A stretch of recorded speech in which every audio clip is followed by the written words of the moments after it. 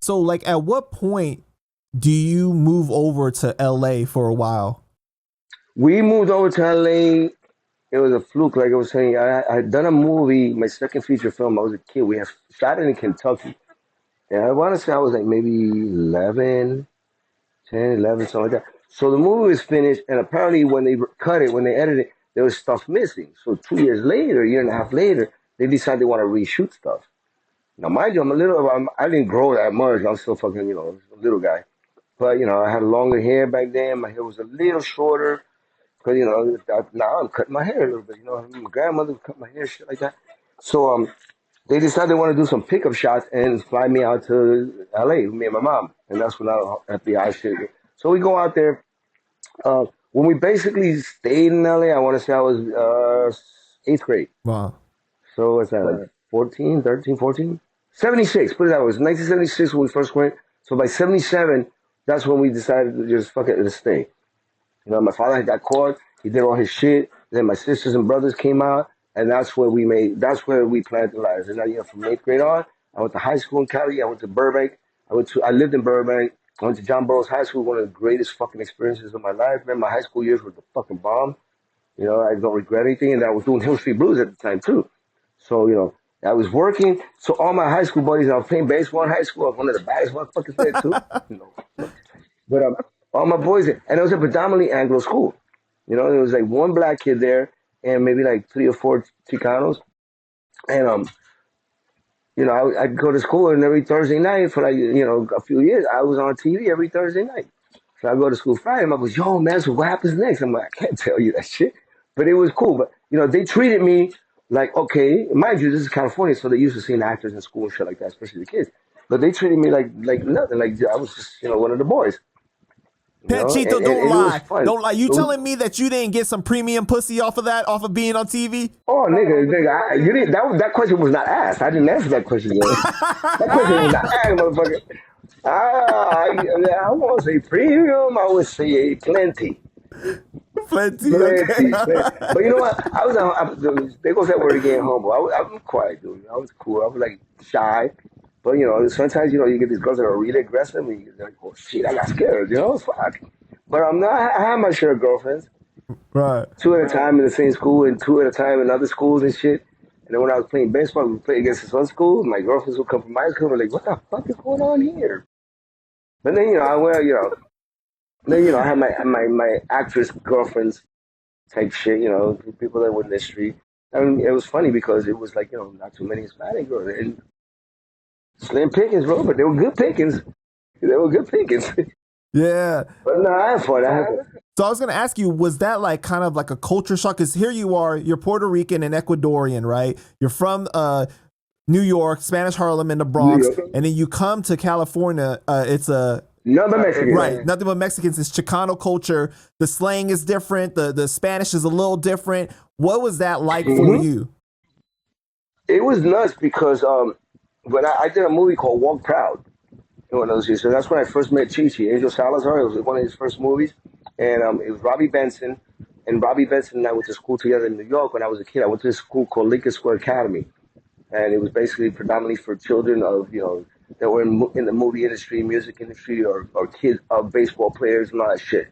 Kids that travel a lot. It was a professional school, like PA, like High School Performing Arts, like the Fame School. So anyway, I go to Cali, I'm doing it, and the caterers there were Mexicans. And I just, I didn't know shit about it. I didn't know what a taco was, man. The guy says, oh, he tells me, my mom knows I don't eat vegetables. And I said, she just knows something with just meat. And the guy goes, no, I'll give him a taquito. And I'm like, ma, what the fuck is that? Just don't worry about it. I just want carne, man. I just want meat and bread, like a sandwich. So the guy says, well, I'll give him a tortilla. And I go, what the fuck is that? I didn't know what a tortilla was. I didn't know what a taco was. The language was different. Not the language, the dialects. But in the interim, I learned a lot, and it was a whole, even with the white kids over there, white kids said, what's up, homeboy? I was about to fight him. Because I thought he was calling me like a homely boy. Like, I'd never come out. I go, my man, I'm out here riding my bike. What the fuck are you talking about, a homeboy? I didn't know what that meant.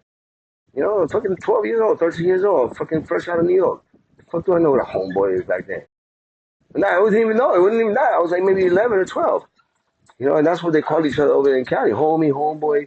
And it was only not the white dudes. I mean, the Spanish guys, it was the white guys And then, being from New York, and if I offend anybody by saying this, I apologize. The N word was, that's what we grew up with.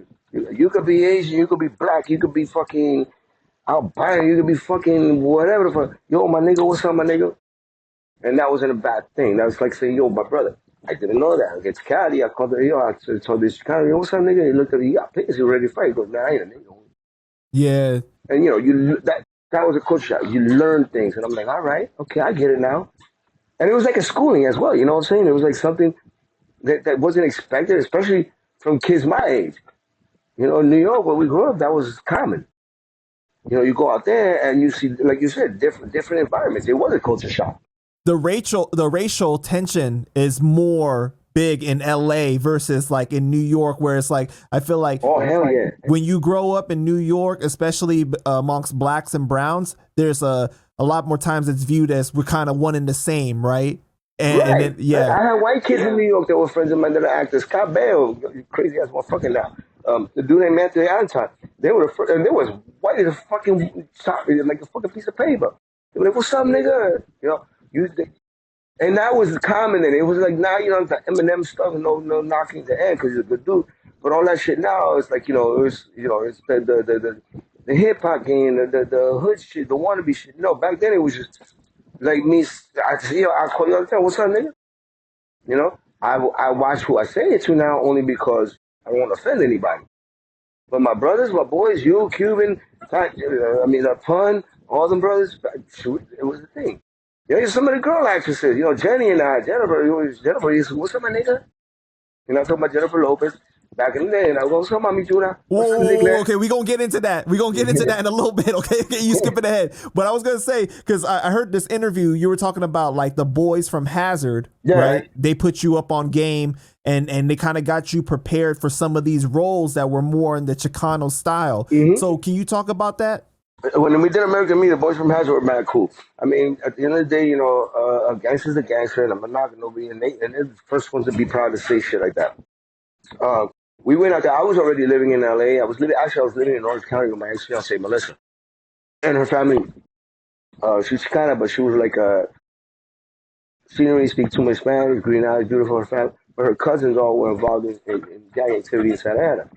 So when I got the script for American Me, I already knew my shit, but I wanted to be a little more authentic as well. But I already hung out with these guys. So when we went to, I said, I said, yo, can we hook up with can you hook me up with some of the boys out there?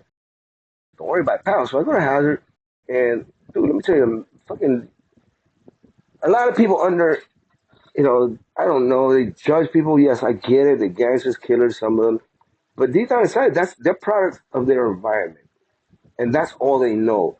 But they're good. A lot of them have good hearts. Good. I won't say good heart. You know what I'm trying to get to, right? They're good people deep down inside. They just express it in their, it's survival of the fittest over there. Right. But as soon as I read with them, I told one of the dudes, one of the big boys, I said, listen, I'm going to sit down with you, and you tell me if I sound authentic Chicano. And as soon as I opened my mouth, I said, dude, don't say no more. I said, you good, homie. And, all right, cool. But they schooled me on a lot of crazy shit as far as, not school me, but we talked a lot. I gained their confidence in the sense that we would sit in my dressing room, and I would allow all the niggas in my room. I had this big old trailer, right? And it was Eddie Olmos' trailer when they were filming, right? When he played the older Santana. So his dressing room, JD's dressing room, and Munda's dressing room, the big fucking motorhome things that were theirs when they were shooting, belonged to us when we were younger, the younger crew. So I had my room filled, 3 cases of Corona, 2 bottles of tequila, shitload of weed, mad blunts, So anybody can hang out. Come on, just watch what you do. And I mean, you're not gonna stop a hood rat from what a hood rat's gonna do, regardless. So better keep it under control than under not, in an uncontrolled environment.